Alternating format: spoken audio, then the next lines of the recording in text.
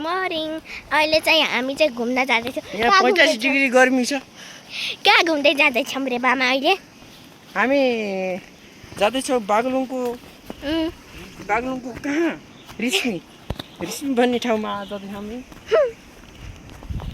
हामी चाहिँ झर्ना हेर्न जाँदैछौँ त्यो ठाउँको नाम चाहिँ अलि याद आएन कि मलाई यहाँको नजारा हेर्न सक्नुहुन्छ ऊ त्यहाँ खोला छ त्यहाँ त हाम्रो घर हो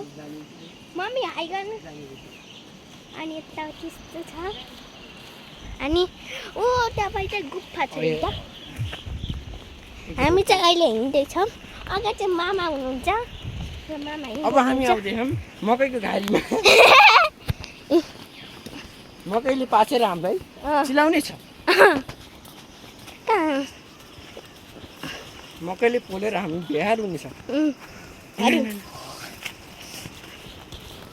बाटो चाहिँ यस्तो छ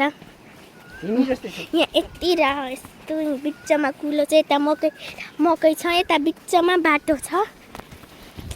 अनि हामी चाहिँ लाग्दैछौँ मामा घर मेरो मामा घर होइन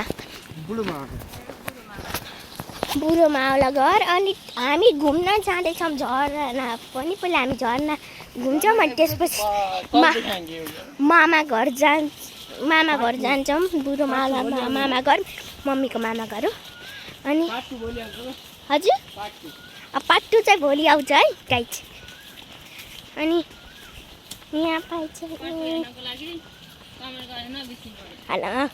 यहाँ चाहिँ यहाँ धान छोडिसकेको होइन अब हजुर कसको भएको छ कि भन्छ के भन्नु मामा पार्ट 2 छ भने कमेन्ट गर्नु होला है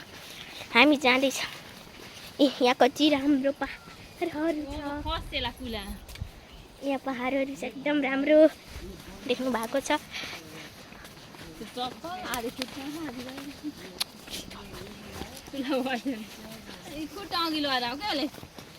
अनि यहाँ पनि बिहार गरेर राखेको छ त्यही पनि पानी चाहिँ सुकेछ